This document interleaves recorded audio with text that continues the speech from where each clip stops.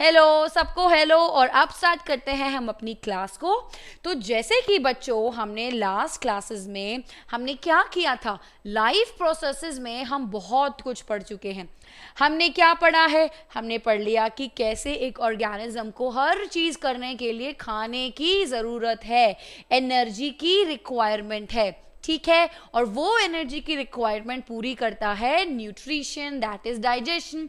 तो कैसे आप सारा खाना खाते हो और वो सारा खाना डाइजेस्ट होता है, ठीक है। अब उस खाने का ब्रेकडाउन क्यों करना था, क्योंकि हमको एनर्जी चाहिए थी भाई, हमको एटीपी चाहिए था। और वो एटीपी कैसे मिल रहा था, देन हमने रेस्पिरेशन पढ़ा, ठीक है। रेस्पिरेशन से हम क्या कर रहे थे, जो हम ऑक्सीजन को इनहेल कर रहे थे वही उस खाने को, ग्लूकोज का ब्रेकडाउन कर रहा था, ठीक है। देन हमने क्या पढ़ा था उसके बाद बच्चों, हमने ये पढ़ा था सारी चीज़ें।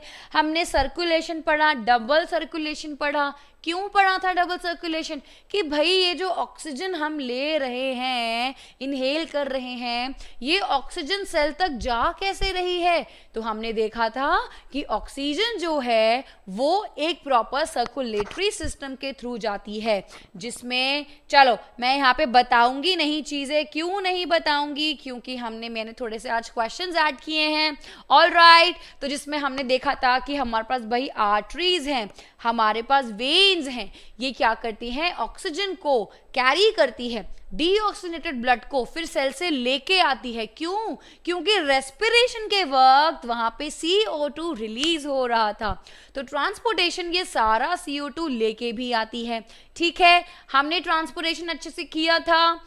हमने देखा था कि हार्ट के 4 चेंबर्स होते हैं। अब क्वेश्चन देखें, चलो। तो यहाँ पे बच्चों मेरा पहला क्वेश्चन है आपके लिए, सभी इसका आंसर दो कमेंट्स में। I am waiting for your answers.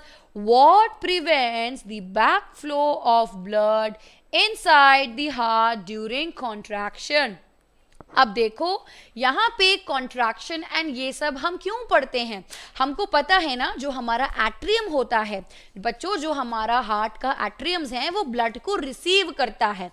अब चाहे वो ऑक्सीजनेटेड ब्लड को रिसीव कर रहा है, ठीक है, या बॉडी से आ रहा है डीऑक्सीजनेटेड ब्लड को रिसीव कर रहा है। क्या देखा था हमने कि ये मेरा जो एट्रियम है, लंग्स से जो ऑक्सीजन आ रही है, पल्मिनरी वेन कैरी करती है ऑक्सीजनेटेड ब्लड और उसको लेके आती है लेफ्ट एट्रियम में, ठीक है। लेफ्ट एट्रियम उसको लेफ्ट वेंट्रिकल में भेजता है। जब सारी बॉडी को ऑक्सीजन मिलता है तो कार्बन डाइऑक्साइड जमा हो गया है और वो डीऑक्सीजनेटेड ब्लड दोबारा आता है राइट एट्रियम में और फिर से लेफ्ट राइट वेंट्रिकल में एंड बैक टू लंग्स, ठीक है। तो इसका आंसर बच्चों ने दिया है valves in heart. All right Mohammed, this is the absolutely right answer. तो देखो वॉल्स इन द हार्ट क्यों होगा। अब क्यों, ये बैकफ्लो का मुझे ध्यान रखना है कि यहाँ पे किसी भी तरीके का बैकफ्लो नहीं हो रहा है। बैकफ्लो मतलब कि भाई ऑक्सीजनेटेड ब्लड है, कोई मिक्सिंग ना हो जाए। ब्लड एक बार एट्रियम वेंट्रिकल में आ गया है तो वो वापस कहाँ ना चले जाए, एट्रियम में नहीं चले जाए। उसी तरीके से हमारी क्या होती थी, वेंट्रिकल्स और वेन्स और आर्टरीज के बीच में भी वहां पे वॉल्स होते थे। तो वॉल्स जो होते हैं प्रिवेंट करता है बैकफ्लो। चलो अगला क्वेश्चन बच्चों, I want the answer for this as well. सबने ठीक आंसर दिया है, बिल्कुल। अच्छा, जिन बच्चों ने यहाँ पे वॉल्स ऑफ आर्टरिया बोला था ना बच्चों पहले वाले आंसर्स में, वो आर्टरिया नहीं होगा, वहां पे क्लियरली बोला है कि हार्ट में जो ब्लड है उसकी बैकफ्लो को कौन रोक रहा है। तो हमने किया था ना, हमने वॉल्स किए थे, 2 टाइप के वॉल्स किए थे, ठीक है, ट्राइकस्पिड एंड मिटरल वॉल्स किए थे, ठीक है। Now this question is saying कि जो भी ब्लड है leaving the tissues become richer is what, carbon dioxide. Absolutely right answer, बिल्कुल सही। इसका मतलब सभी बच्चों ने अच्छे से पढ़ा है ये चैप्टर, ठीक है। तो जैसे कि मैंने कहा, हमारा जो हार्ट है वो ऑक्सीजनेटेड ब्लड को पूरी बॉडी के टिश्यूज में लेके जाता है, ठीक है। और ये कौन लेके जाता है, कौन इसमें हेल्प करती है, आर्टरीज हेल्प करती हैं, ठीक है। लंग से आ रहा है ऊपर एट्रियम में, फिर वेंट्रिकल में, और वेंट्रिकल पूरा पंप कर देता है बॉडी को। लेकिन बॉडी में क्योंकि लिंक करो बॉडी में क्योंकि रेस्पिरेशन हो रही तो CO2 तो रिलीज हो रहा था ना, तो बॉडी से ये CO2 फिर लेके आ रही है कौन, वेना केवा। अपर बॉडी से सुपीरियर वेना केवा और लोअर बॉडी से इंफीरियर वेना केवा लेके कहाँ आती है, राइट एट्रियम में, फिर वो राइट वेंट्रिकल में आता है, जहां से पल्मोनरी आर्टरी उसको वापस लंग्स में लेके जाती है। तो यहाँ पे क्वेश्चन में यही बोला था, leaving the tissue, that is absolutely जो सबने आंसर राइट दिया है, कार्बन डाइऑक्साइड। चलिए अगला क्वेश्चन यहाँ पे है कि जो वेन्स होती हैं, आर्टरीज होती हैं, वो क्या कैरी करती है। देखो अब मैंने आपको बताया था, एक क्लियरली चीजें मैंने आपको बोली है कि जो हमारी वेन्स होती हैं बच्चों, these carry the deoxygenated blood, है ना, only except one vein, only except कौन सी, पल्मोनरी वेन, ये ऑक्सीजनेटेड ब्लड करती है, बाकी सारी वेन्स डीऑक्सीजनेटेड ब्लड करती है। सिमिलरली अगर मैं आर्टरीज की बात करती हूं तो ये ऑक्सीजनेटेड ब्लड कैरी करती है, एक्सेप्ट कौन सी, पल्मोनरी आर्टरी ये क्या करती है, डीऑक्सीजनेटेड ब्लड कैरी करती है। ठीक है, यहाँ पे देखो पल्मोनरी आर्टरी वापस लेके जाती है ब्लू वाला डीऑक्सीजनेटेड ब्लड। ओके, हमने क्या देखा था, अब यहाँ पे बोल रहा है कौन सा ब्लड कैरी कर रही है, अवे फ्रॉम द हार्ट बच्चों क्या करता है, हार्ट का काम है पूरे ब्लड को पंप करना। कौन सा पंप, ऑक्सीजनेटेड वाला ब्लड पंप करना पूरी बॉडी में। तो ऑक्सीजन वाला ब्लड कौन लेके जा रहा है, आर्टरीज। तो आंसर क्या होगा, arteries away from the heart. क्या बच्चों यहाँ पे आर्टरीज एंड वेन्स का पूछा है, क्वेश्चंस को ध्यान से देखो, दोनों के लिए पूछा है बच्चों। जो हमारा अवे फ्रॉम द ब्लड होगा, अवे फ्रॉम द ब्लड कौन लेके, अवे फ्रॉम द हार्ट कौन लेके जा रहा है, away from the heart, absolutely right answer, arteries लेके जा रही है ना, पंप हो रहा है ना। और बैक टू द हार्ट कौन सा आ रहा है, डीऑक्सीजनेटेड ब्लड आ रहा है, जो कि वेन्स लेके आ रही है। चलो अगला क्वेश्चन, नाउ नेक्स्ट क्वेश्चन में यहाँ पे पूछा है, which is the largest artery and which is the largest when. Come on, जल्दी से मुझे आंसर दो। हमने बोला है ना कि जो आर्टरीज होती हैं उसकी थिक वॉल्स होती हैं, क्यों, क्योंकि उसको ऑक्सीजनेटेड ब्लड को पंप करना होता है पूरी की पूरी बॉडी में। वेयर एज जो वेन्स होती हैं बच्चों वो थिन होती हैं और वो लेके आती है हार्ट में। जो हमारे हाथों में कहीं कहीं पे जो नसें दिखती हैं ना वो वेन्स होती हैं। It is closer, aorta, absolutely right answer, absolutely largest artery is aorta and largest vein आपने वेना केवा बोला है। सारे बच्चों ने वेना केवा बोला है बट एक बच्चे ने बोला है inferior vena cava and I am very proud. ठीक है, अगर मैंने आपको पढ़ाया है पिछली क्लास से देख के आ रहे हो तो आपको याद है। तो लार्जेस्ट वेन बच्चों होती है वेना केवा, उसमें से भी इंफीरियर वेना केवा। ठीक है, सुपीरियर में से ज्यादा बड़ी होती है इंफीरियर। इसको कैसे याद रखेंगे, इंफीरियर मतलब लो। हमारी जो अपर हार्ट ऊपर है, हार्ट यहाँ पे है, हार्ट के ऊपर कम बॉडी है ना और हार्ट के नीचे कितनी सारी बॉडी है, तो इंफीरियर वेना केवा कितनी सारी जगह से ब्लड लेके आएगा, इसीलिए वहां पे क्या होता है, ज्यादा होती है वो बड़ी। ऑलराइट, सबको समझ आया। चलो अगला क्वेश्चन। नाउ नेक्स्ट क्वेश्चन यहाँ पे बोल रहा है कि ब्लड की कोगुलेशन अगर कोई कट हो जाता है, अगर कोई वूंड हो जाती है, कोई चोट लग गई मुझे, है ना, यहाँ पे कोई कट लग गया है, मैंने अपनी ही बेवकूफ़ी से अपने आप को चोट मार ली है, तो भाई क्या होगा, ब्लड तो बहता रहेगा, और ब्लड में तो ऑक्सीजन होती है ना, अगर ब्लड सारा बह जाएगा तो ब्लड जो न्यूट्रिएंट्स ट्रांसपोर्ट कर रहा है, जो ऑक्सीजन ट्रांसपोर्ट कर रहा है, वो सारी चीज़ें कैसे होंगी? तो इसका आंसर दिया है कूल मास्टर। अरे वाह, क्या नाम है, that is platelets. This is absolutely right. तो हमारा आंसर होगा प्लेटलेट्स, बिकॉज प्लेटलेट्स का काम है क्या? प्लेटलेट्स क्या करता है बच्चों? ये कोगुलेशन करता है, ब्लड को क्लॉटिंग करता है, यानी कि आप देखते हो ना, जब खून बहता है थोड़े टाइम बाद वहां पे एक क्लम्प सा बन जाता है, अगर वो क्लम्प नहीं बनेगा तो ब्लड बहता जाएगा और बहुत ज़्यादा ब्लड का लॉस हो जाएगा। तो सब बच्चों ने आंसर दिया है बी। जिन बच्चों ने आंसर डी दिया है ना बच्चों, देखो कंफ्यूज नहीं होना है, मैं बताती हूँ, यू शुड ऑलवेज नो कि मेरा बाकी के आंसर्स क्यों नहीं होंगे। प्लाज्मा का है काम, उसमें वाटर है, उसमें सॉल्ट्स है, उसमें ये सारे के सेल्स हैं अंदर। वेयर एज बच्चों WBC का काम होता है इनके अंदर एंटीबॉडीज बनाना बॉडी के अंदर, जो कि किसी भी इन्फेक्शन, कोई पैथोजन, कोई डिजीज से हमको लड़ने से बचाता है। वेयर एज RBC बच्चों क्यों पॉपुलर है? RBC रेड कलर का होता है, रेड कलर का blood is your red colour. Why? Because उसमें RBCs होते हैं जिसमें हीमोग्लोबिन पिगमेंट होता है। ये हीमोग्लोबिन क्या करता है? बाइंड करता है ऑक्सीजन से और उसको लेके जाता है पूरी बॉडी, लिख दूं, पूरी बॉडी में लेके जाता है, एंटायर बॉडी। ठीक है, चलो नेक्स्ट क्वेश्चन।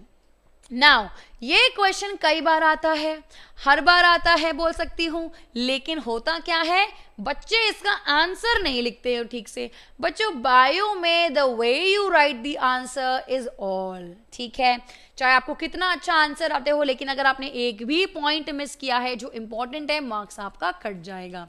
ठीक है, तो डाउट नहीं है, दैट इज वेरी नाइस। तो यहां पे क्वेश्चन पूछा है कि what is the advantage of a 4-chambered heart? हमने देखा है ना, चलो यहाँ पे एक दिल बना ले। हमने क्या देखा है कि हमारा हार्ट 4 चेम्बर होता है। एक जो बी, ये ऐसे नहीं बनाना है, कभी भी ऐसे नहीं बनाएगा कोई, ये मैंने ऐवे ही बनाया है, ठीक है, ऐसे नहीं बनाना है प्लीज, इसको कभी भी एग्जाम में ऐसे नहीं बनाना। I am just explaining. हमारे पास जो हमारा हार्ट होता है वो राइट और लेफ्ट में ना डिवाइड होता है by what? By a septum. ये क्यों करता है? क्योंकि यहाँ पे क्या आ रहा है, ये लंग्स से यहाँ पे ऑक्सीजनेटेड ब्लड आता है, फिर ये ऑक्सीजनेटेड वाला ब्लड जाता है और ये ही ऑक्सीजनेटेड वाला ब्लड पूरी की पूरी बॉडी में जाता है। इतना सबको समझ आया है? चलो उसके बाद क्या हुआ है देखो, अब जब यहाँ पे ऑक्सीजनेटेड ब्लड जब पूरी बॉडी से डीऑक्सीजनेटेड ब्लड कहाँ आ रहा है? इधर आ रहा है, ठीक है, राइट एट्रियम में, फिर राइट वेंट्रिकल में आ जाता है। ठीक है, जब राइट वेंट्रिकल में आ जाता है उसके बाद वो दोबारा लंग्स में चला जाता है। तो अगर आप देखोगे तो यहाँ पे सिर्फ ऑक्सीजनेटेड ब्लड है और यहाँ पे है क्या? Deoxygenated blood. ठीक है, तो सबसे पहला पॉइंट क्या होगा जो हम लिखेंगे कि यहाँ पे सेपरेशन हो सके किसकी? ऑक्सीजनेटेड वाला ब्लड, ऐसे लिख दूं उसको ऑक्सीजन वाला ब्लड और लिख देती हूँ डीऑक्सीजनेटेड वाला ब्लड। ठीक है, तो क्योंकि एक तो चेम्बर्स 2 में डिवाइड हो गए पहले, ताकि ब्लड में कोई मिक्सिंग ना हो, नो मिक्सिंग। सेकेंड पॉइंट, अभी इसके 4 चेम्बर क्यों है भाई? ताकि ऊपर से वो अच्छे से रिसीव कर सके एंड देन नीचे से वो पूरी बॉडी को ट्रांसपोर्ट कर रहा है। सिमिलरली यहाँ पे भी यही हो रहा है। तो ये 4 चेम्बर क्यों हो गए? ताकि एफिशिएंटली ट्रांसपोर्ट हो सके ब्लड और कलेक्ट हो सके ब्लड पूरी बॉडी से। ठीक है, तो ऐसे ही लिखना होता है कि ट्रांसपोर्ट हो सके ऑक्सीजनेटेड ब्लड पूरी बॉडी में और कलेक्ट हो सके ऑक्सीजनेटेड ब्लड पूरी बॉडी से। ठीक है, सो ये हो गया तीसरा पॉइंट ये है भाई, मिस कर देते हैं बच्चे, which is everybody is missing, और जो ये मिस नहीं करेगा उसको पूरे मार्क्स मिलेंगे इस क्वेश्चन में। तो वो क्या होता है बच्चों, यहां पे वी नीड टू राइट जिन ऑर्गेनिज्म में 4 चेम्बर हार्ट होता है उसमें हाई एनर्जी नीड्स होती है। क्या होती है, हाई एनर्जी नीड्स होती है। मेंटेनिंग बॉडी टेम्परेचर एक बच्चे ने लिखा है, मैं यहाँ पे वार्म ब्लडेड लिख दूं, मैं यहाँ पे वार्म ब्लडेड लिख रही हूँ, क्यों लिख रही हूँ, 4 चेम्बर हार्ट वाले वार्म ब्लडेड होते हैं क्योंकि हम अपनी बॉडी का टेम्परेचर मेंटेन करते हैं। चाहे बाहर खतरनाक वाली ठंड हो जाए, हम मरेंगे नहीं क्योंकि हम अपने अंदर की बॉडी का टेम्परेचर वार्म रखेंगे। ठीक है, तो हम रेगुलेट करते हैं, इंटरनल टेम्परेचर्स कांस्टेंट रखते हैं। ठीक है, और हमारी बॉडी की हाई एनर्जी नीड्स होती है। Last time never make diagram like this. चलो अगला क्वेश्चन, यहां पे नेक्स्ट क्वेश्चन बच्चों आया है कि what will happen if platelets were absent in the blood. तो ये तो हम क्वेश्चन कर चुके हैं कि ब्लड में अगर प्लेटलेट्स होंगे तो क्या होगा, इसको लिखेंगे कैसे। अब एक ही सेंटेंस है, लेकिन अगर एक सेंटेंस लिख के आ गए तो नंबर नहीं मिलने वाले अच्छे। तो लिखेंगे सबसे पहले कि ब्लड क्या है, उस ब्लड के अंदर एक मेन कॉम्पोजिशन होती है जिसको हम प्लेटलेट्स बोलते हैं। These platelets are also known as thrombocyte। ये एक वर्ड लिखने में कुछ जाएगा नहीं जाएगा ना, लेकिन एक्स्ट्रा नंबर आ सकते हैं, नंबर कटने के चांसेस नहीं है। तो ये जो थ्रोम्बोसाइट्स होते हैं ये ब्लड की क्लॉटिंग में हेल्प करते हैं। ठीक है, और कैसे करेंगे, अब जब ये ब्लड की क्लॉटिंग में हेल्प होगा, सेकेंड हो गया। अब नेक्स्ट क्या होगा, तो लॉस ऑफ ब्लड नहीं होगा। तो क्या कर रहा है, it is doing what, it is preventing the loss of blood, ताकि ब्लड का लॉस ना हो सके। कोई भी माइनर या मेजर इंजरी की वजह से ब्लड का लॉस नहीं होना चाहिए। ठीक है, our blood will always in excessive amount. Obviously blood होता रहता है, बहुत ज्यादा एक्सपेंसिव नहीं होता है, जितना जरूरत होता है उतना होता है। पुराने ब्लड सेल्स मरते रहते हैं और न्यू ब्लड सेल पैदा होते रहते हैं। ठीक है, चलो, what will be the consequences of deficiency of hemoglobin? बिल्कुल सेम चीज है, सारे आंसर एक ही हैं। हीमोग्लोबिन क्या है, अब अगेन इस क्वेश्चन को अटेम्प्ट कैसे करना है, पहले हीमोग्लोबिन को डिफाइन करेंगे। तो ये क्या होता है बच्चों, it is a respiratory pigment. It is a respiratory pigment जिसकी वजह से क्या होता है, ब्लड जो रेड कलर का होता है ये कहाँ प्रेजेंट होता है बच्चों, आरबीसीज में प्रेजेंट होता है। आरबीसीज का मतलब है रेड ब्लड सेल, जिसको हम एरिथ्रोसाइट्स बोलते हैं। अब ये क्या करता है, ये हीमोग्लोबिन के अंदर एक आयरन की मोइटी होती है। मोइटी मतलब ये बच्चों एक क्वार्टरनरी स्ट्रक्चर है। क्वार्टरनरी स्ट्रक्चर का कुछ मतलब नहीं है, मतलब ये प्रोटीन होता है। ये क्या है, एक प्रोटीन ही तो है जो 4 स्ट्रक्चर से, मतलब ऐसे 4 गोले मान लो, ठीक है, इस तरीके से मान लो, और मान लो बीच में आयरन है। तो ऐसा ये कोई एक स्ट्रक्चर होता है जो क्या करता है, अपने आप से ऑक्सीजन को बाइंड कर लेगा। अब ये जब ऑक्सीजन बाइंड हो गया है तो ये ट्रैवल हो सकता है पूरी बॉडी में, पूरी बॉडी में ट्रैवल होगा, इसलिए इट इज वेरी इंपॉर्टेंट। तो अगर डेफिशिएंसी होगी तो अनीमिया हो जाएगा, अनीमिया हो जाएगा, that is low oxygen count. ठीक है, सबको समझ आया। ऑलराइट, चलो अगली चीज पढ़ते हैं। तो बच्चों ये हमारे क्वेश्चंस कंप्लीट हो गए हैं। Now we will move on to next topic. हमने लास्ट क्लास में ब्लड का पूरा पढ़ा था और मुझे बहुत अच्छे से याद है, एक बच्चे ने मेरे से पूछा था, मैम व्हाट इज लिम्फ। बच्चों आज मैं बताती हूँ लिम्फ क्या होता है। देखो हमारी बॉडी में ना ब्लड के साथ साथ एक और चीज होती है, एक और होता है which is known as a tissue fluid. ठीक है, मैंने क्या बोला, हमारी बॉडी में एक और फ्लूइड होता है जिसको टिश्यू फ्लूइड बोलते हैं, और ये भी हेल्प करता है बहुत सारी चीजों की ट्रांसपोर्टेशन में।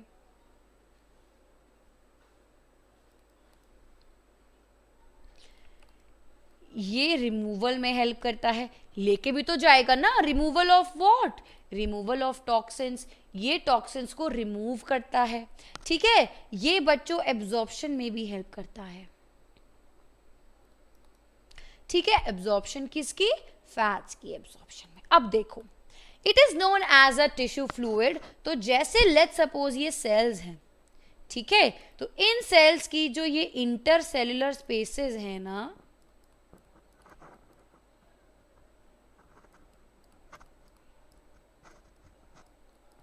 यहां पे प्रेजेंट होता है ये लिम्फ। ठीक है, यहां पे प्रेजेंट होता है ये लिम्फ। अब देखो ये लिम्फ क्या करेगा, देखो ये लिम्फ जैसे इस मतलब इतना हल्का फुल्का सिस्टम नहीं है, इसके पास भी बहुत सारी चीजें हैं। इसके पास है लिम्फ, इसके पास है बच्चों लिम्फ नोड्स, इनके पास होती है लिम्फ वाली organs, lymphoid organs. Lymphoid organs लिख दूं यहाँ पे, 2-3 लिम्फॉइड ऑर्गन्स लिख देते हैं। क्या आपको पता है कि बोन मैरो एक लिम्फॉइड ऑर्गन है? क्या आपको पता है कि स्प्लीन भी है बच्चों, थाइमस भी है बच्चों? ठीक है, ये आपके लिम्फॉइड ऑर्गन्स होते हैं।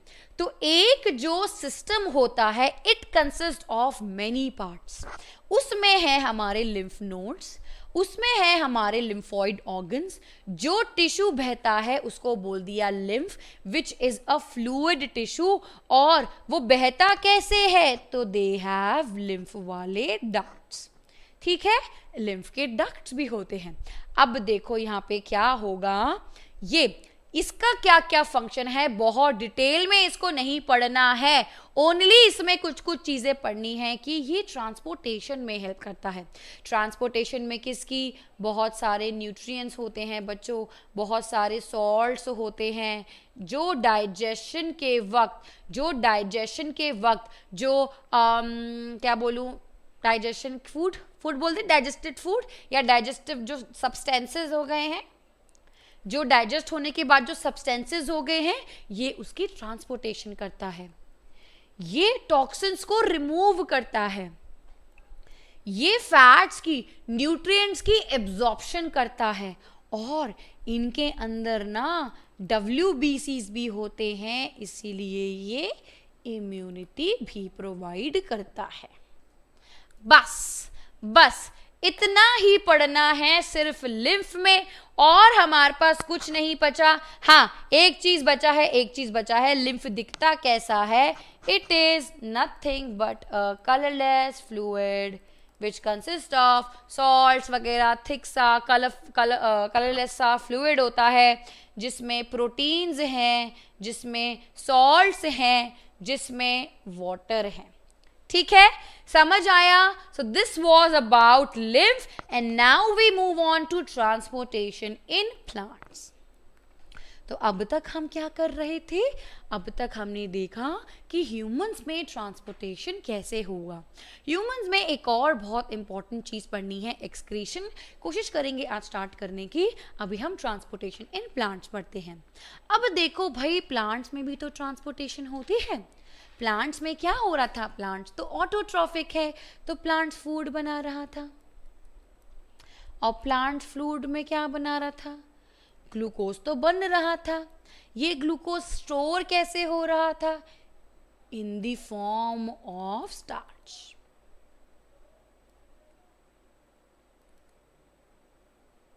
ठीक है, तो मैंने क्या लिखा, प्लांट्स के अंदर फूड जो था, जो बना था by the process of photosynthesis, वो स्टोर हो गया in the form of starch.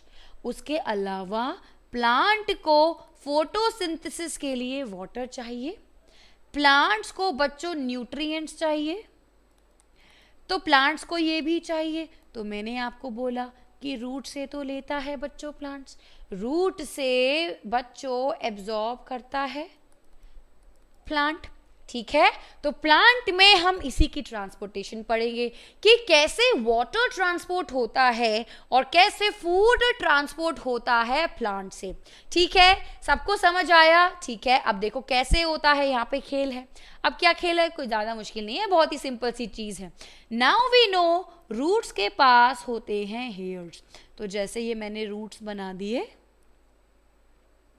यहाँ पे ये माइन्यूट से हेयर हैं जो सॉइल से डिफ्यूजन से एब्जॉर्ब करते हैं वाटर को, ठीक है। और मैंने क्या बोला, लीफ में फोटोसिंथेसिस हो रही है, स्टेम में फोटोसिंथेसिस हो रही है। अब जो फोटोसिंथेसिस है वो स्टार्च है जो पूरे के पूरे different parts of the plants में जाएगा। ये किसके थ्रू होता है बच्चों? ये होता है जाइलम और फ्लोएम के थ्रू। जाइलम करता है वाटर की ट्रांसपोर्टेशन और फ्लोएम करता है फूड की ट्रांसपोर्टेशन, ठीक है। अब जो जाइलम है वो फूड के साथ न्यूट्रिएंट्स भी ले लेता है। तो देखो जैसे ये क्या है, ये जाइलम वाटर को ऊपर लेके जा रहा है, रूट से लेके जा रहा है कहां पे? प्लांट की अपर बॉडी में,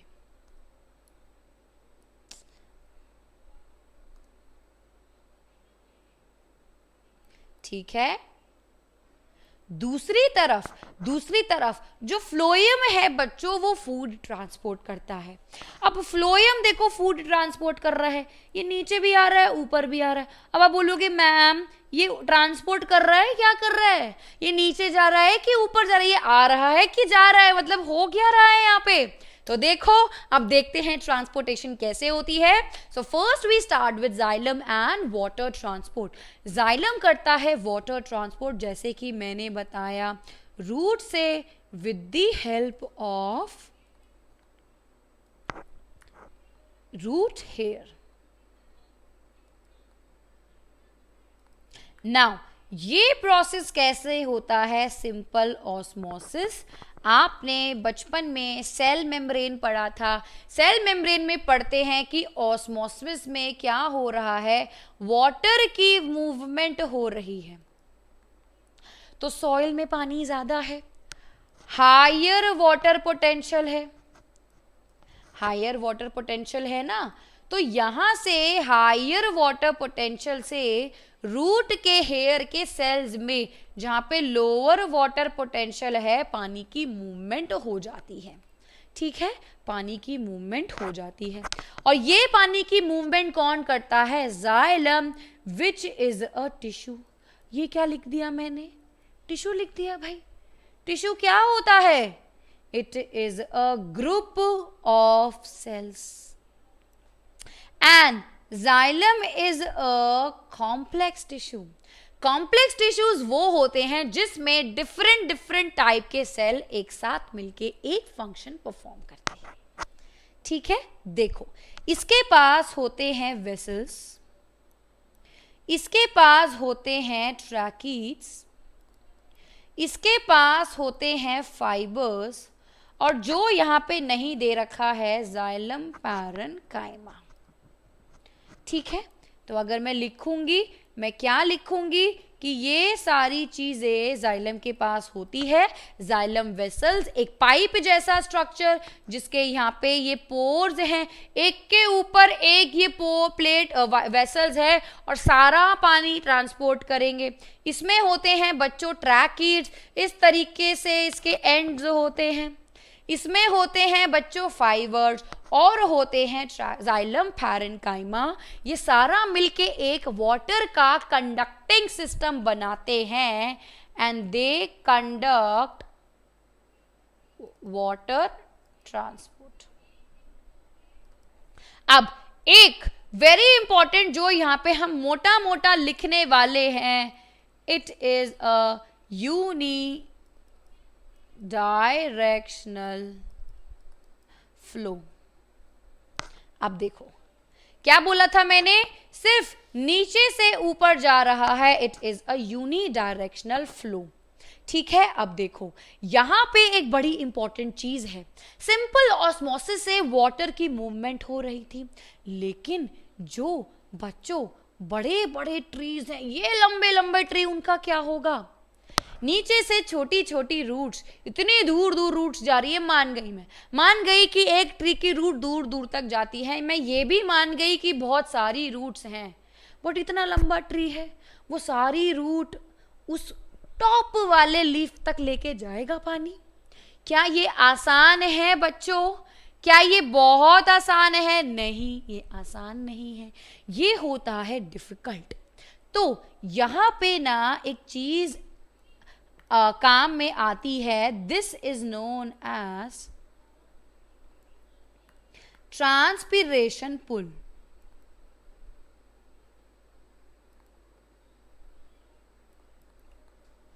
देखो ट्रांसपिरेशन मैंने आपको बताया था जब हमने स्टोमाटा पढ़ा था कि लीफ के सरफेस में जो स्टोमाटा होता है वहां से पानी इवेपोरेट हो जाता है. एक्सेस ऑफ वाटर पोर्स से इवेपोरेट हो जाता है. जब गार्ड सेल्स ओपन हो जाते हैं, पोर्स खुल जाते हैं और वाटर इवेपोरेट हो जाता है. And this is known as transpiration. तो जब ये पानी ऊपर से उड़ जाता है ना, ये एरिया खाली हो गया, हर जगह से खाली हो गया, तो ये एक सक्शन क्रिएट करता है, एक पुल क्रिएट करता है जिसको बोलते हैं ट्रांसपिरेशन पुल. जिसकी वजह से एक पुल होता है कि अब रूट्स को इजी होता है पानी को सक करना, पानी को पुल करना, यानी पानी वाटर को एब्जॉर्ब करना और भेजना इसको किसकी? पूरी प्लांट की बॉडी में. ठीक है, यहां तक सबको समझ आया? ऑल राइट, सबको अच्छे से समझ आया है. I am very happy. अब हम पढ़ते हैं next. Now we move on to phloem and food transportation. अब देखो यहां पे एक टर्म होती है बच्चों, ट्रांसलोकेशन.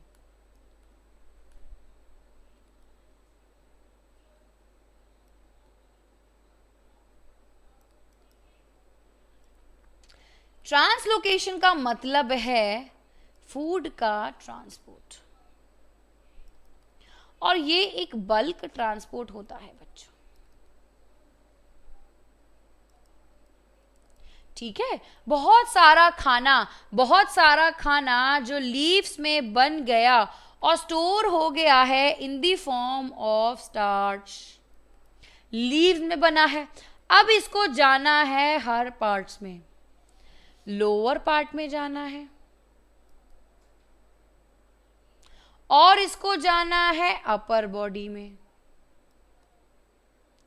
अब देखो ऊपर आ जाओ, यहां पे 2 एरो समझ आ गए. अब क्या होता है, नीचे भी जा रहा है, ऊपर भी जा रहा है, इसीलिए ये जो ट्रांसपोर्ट होता है इट इज बाय डायरेक्शनल.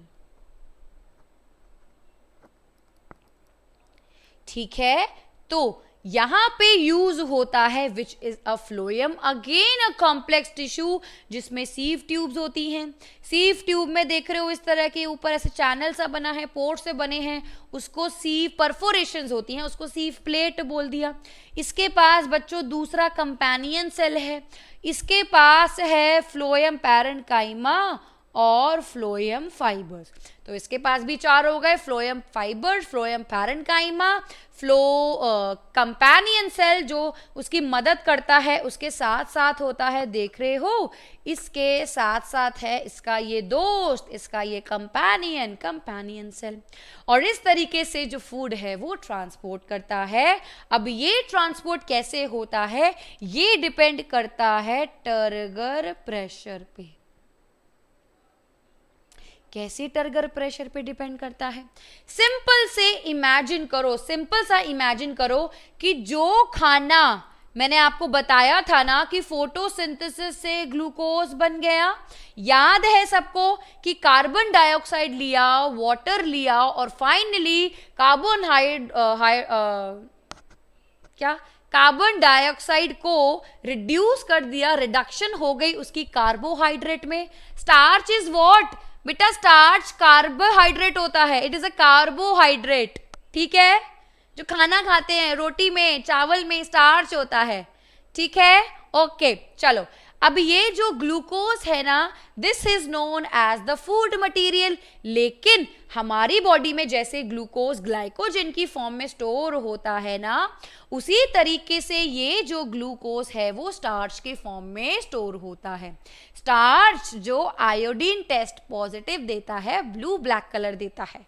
बस इतना काफी है स्टार्च के बारे में जानने के लिए, ठीक है? चलो, तो अब क्या होता है, जो खाना बन गया जिस टिश्यू पे, मान लो इस टिश्यू में ये खाना है, तो ये पानी को एब्जॉर्ब कर लेगा। इसके आसपास पानी मंगा लू, इसने क्या किया, वाटर को एब्जॉर्ब कर लिया, किसने? फूड ने, जिसकी वजह से टर्गर प्रेशर इंक्रीज हो गया। अब जहां पे टर्गर प्रेशर ज्यादा होगा और जहां पे टर्गर प्रेशर कम होगा तो हाइयर पोटेंशियल लोअर पोटेंशियल हो गया, और इस तरीके से मूवमेंट होती है फूड की, चाहे वो लो टू अप हो, चाहे वो अप टू लो हो, ठीक है? यहां पे सबको समझ आया? All right, so this was all about transportation. तो अब हम इस चैप्टर का लास्ट टॉपिक पढ़ने वाले हैं बच्चों, last topic which is known as excretion. और सबसे पहले हम पढ़ेंगे एक्सक्रीशन इन ह्यूमंस, लेकिन आज हम एक्सक्रीशन इन ह्यूमंस पढ़ेंगे, अगली क्लास में हम एनसीईआरटी के इंपॉर्टेंट क्वेश्चंस करेंगे, ठीक है? बहुत सारे क्वेश्चंस करेंगे और हम क्या पढ़ेंगे? एक्सक्रीशन इन प्लांट्स, ठीक है? चलो अब देखो एक्सक्रीशन इन ह्यूमन बींग्स कैसे होती है और एक्सक्रीशन का मतलब क्या है। हमने बहुत सारा खाना खा लिया, हमने बहुत सारा खाना खा लिया, हमने बहुत सारा पानी पी लिया, तो हमारी बॉडी में बच गया है एक्स्ट्रा वाटर। हमारी बॉडी में बच गए हैं जो हमने खाना खा के जो अनडाइजेस्टेड फूड है, जो अनडाइजेस्टेड फूड मतलब जो फर्दर डाइजेस्ट नहीं हो सकता, वो दवाइयाँ खा रहे हैं, उसमें चीज़ें हैं, टॉक्सिन्स बच गए। जो बाइल था ना, वो खाने को ब्रेक डाउन कर रहा था, एमल्सिफिकेशन कर रहा था, वो इवन हमारी बॉडी में कितने सेल्स हैं जो मर रहे हैं, उनका वेस्ट मटेरियल, ये सारा बच्चों वेस्ट मटेरियल हो गया। उसी तरीके से बहुत ज़्यादा सॉल्ट्स, तो हमारी बॉडी में कितनी सारी चीज़ें हैं जो सॉल्ट्स होती हैं, ठीक है? एक बच्चे ने पूछा है what is turgor pressure? Turgor pressure is related to water. Turgidity का मतलब है गीला हो जाना, ठीक है? जब ज़्यादा गीला हो गया वहाँ पे टर्जर प्रेशर ज़्यादा हो गया है, कपड़े को गीला कर दिया, टर्जिड हो गया, ठीक है? चलो ज़्यादा डिटेल में नहीं जाएंगे, 10th क्लास में हो आप अभी। नाउ अब वेस्ट इस बॉडी के इसके रिमूवल को, इस वेस्ट के रिमूवल को हम क्या बोलते हैं? एक्सक्रीशन। और हमारी बॉडी में सिर्फ और सिर्फ यूरिन और फीसिस एक्सक्रीट नहीं होता, हमारी बॉडी में बहुत सारी चीज़ें एक्सक्रीट होती हैं। अब देखो एक्सेस ऑफ वाटर जो कैसे जाता है, या तो वो स्वेट से जाता है।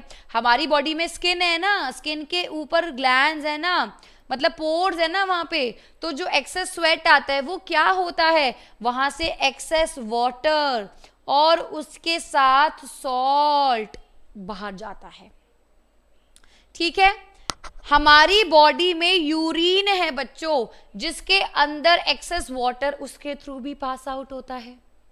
ठीक है, नाइट्रोजन वेस्ट, हमारी बॉडी में जो प्रोटीन्स हैं उसका क्या होता है, basic component is amino acids. Amino acids के अंदर नाइट्रोजन होता है। तो नाइट्रोजन वेट्स है जैसे यूरिया, यूरिक एसिड, जो कि ये यूरिन में होता है मिलके, इसको बाहर भेजना होता है because this is very harmful. Ammonia, urea, uric acid, ये सारे नाइट्रोजनस वेस्ट इकट्ठे हो जाते हैं। प्रोटीन्स खाते हैं उससे इकट्ठे होते हैं। हमारी बॉडी में एंजाइम्स है, मान लो उसका ब्रेकडाउन हो रहा है, ठीक है। हमारी बॉडी में सेल्स हैं, हमारी बॉडी में सेल्स हैं, सेल्स के अंदर डीएनए है, डीएनए के अंदर भी नाइट्रोजन होता है। ठीक है, तो ये नाइट्रोजन सेल्स के मेम्ब्रेन के अंदर लिपिड और प्रोटीन होता है, प्रोटीन के अंदर नाइट्रोजन होता है। तो ये सारे नाइट्रोजनस वेस्ट बॉडी से बाहर जाने चाहिए। ऑल राइट, तो ये अमोनिया बाहर जाना चाहिए। गैसेस होती है बच्चों एंड सॉल्ट्स होती है। So these are the materials which are excreted out. ठीक है, तो यहां पे नाउ पूरा हम नेक्स्ट क्लास में क्या पढ़ेंगे, उससे पहले हम एक एक्सक्रीटरी सिस्टम, हमारी बॉडी का जो एक्सक्रीटरी सिस्टम है, ह्यूमन एक्सक्रीटरी सिस्टम, उसमें 4 चीजें होती हैं बच्चों, 4 चीजें होती हैं। एक होती है kidney, ureter, urinary bladder and urethra. Now link करें, जो अब तक पढ़ा था उसको लिंक करें। चलो बढ़िया, देखो मैंने क्या बोला था, मेरी बॉडी में ब्लड बहुत कुछ ट्रांसपोर्ट कर रहा है और उनमें से वेस्ट भी था, उनमें से वेस्ट भी था ना बच्चों।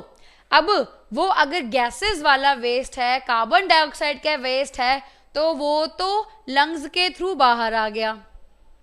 ठीक है, अगर कुछ वेस्ट ऐसा है, टॉक्सिन्स हैं, तो वो ब्लड, वो सारा ब्लड देखो आएगा कहां पे, किडनी में। वो सारा ब्लड किडनी उन सारे वेस्ट मटेरियल को लेके आएगा और किडनी में होगी उसकी फिल्टरेशन।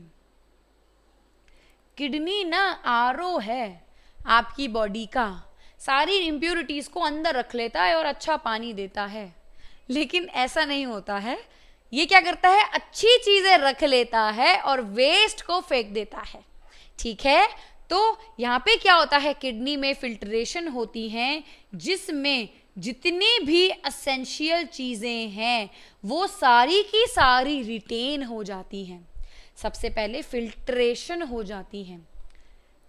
कुछ चीजें अब जो फिल्ट्रेट गया आगे, अभी मतलब इतना मत सोचो, मैं आगे डिटेल में पढ़ाऊंगी। किडनी एक छन्नी है उसके अंदर जिसने चीजों को फिल्टर कर दिया। अब छन्नी से जितनी चीजें बाहर गई, जो फिल्टर बाहर गया उससे वो रीएब्जॉर्प्शन कर देता है, फिर से एब्जॉर्ब कर लेगा चीजों को, फिर से एब्जॉर्ब कर रहा है। क्यों एंड वाई रीएब्जॉर्प्शन, रीएब्जॉर्प्शन क्यों बोलते हैं, ये ब्लड वेस्ट को लेके आ रहा है। इस वेस्ट ऑफ ब्लड में क्या है, इसमें अनडाइजेस्टेड फूड मटेरियल है, टॉक्सिन्स है। जब डाइजेशन हमने पढ़ा था, हमने देखा था ना कि स्मॉल इंटेस्टाइन से सारे न्यूट्रिएंट्स एब्जॉर्ब होते हैं। अब जो यूज होने थे, जो सेल को रखना था रख लिया, बाकी चीजें किडनी के पास आ गई कि मुझको ये नहीं चाहिए, इसको निकालो, बाहर निकालो।